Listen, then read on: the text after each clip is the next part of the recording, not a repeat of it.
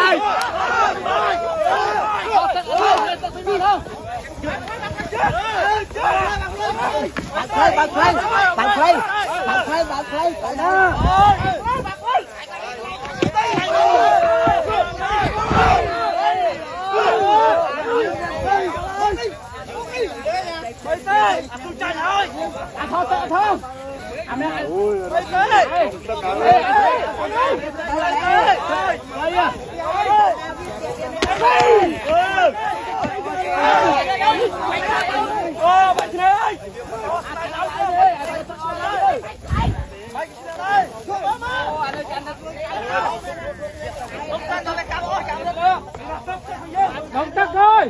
Thế à này không? Những con như đây nó đã chặt rồi. Kê không? Đây bò chào thẻ nha. Đo mau. Đo mau.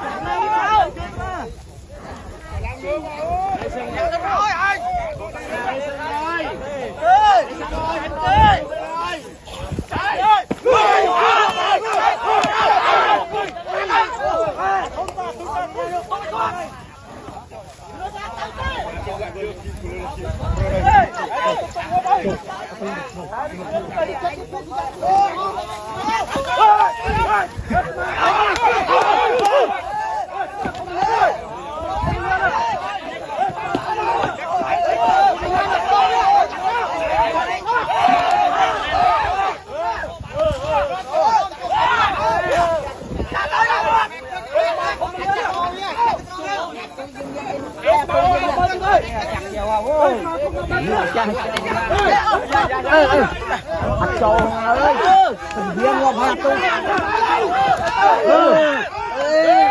Cho ai mai à?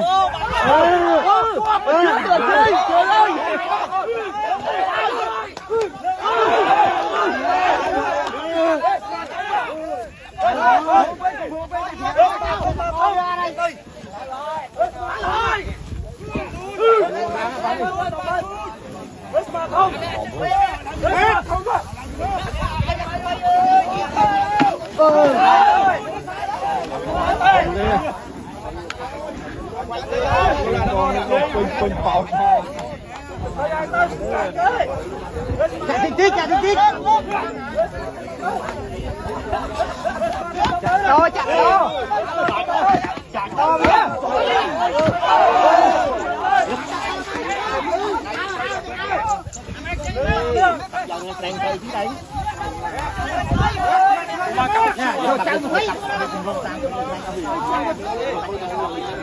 Rồi ngay à, anh Ngọc đừng toàn tay. Ô.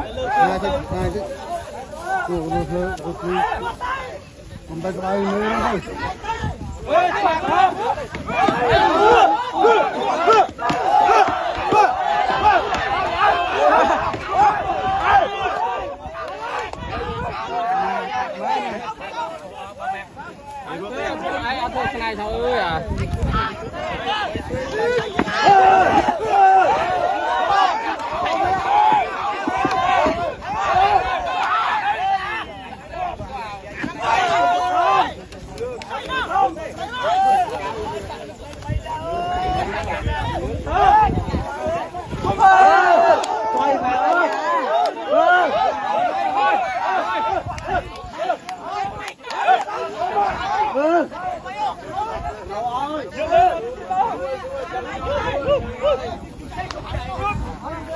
Ah!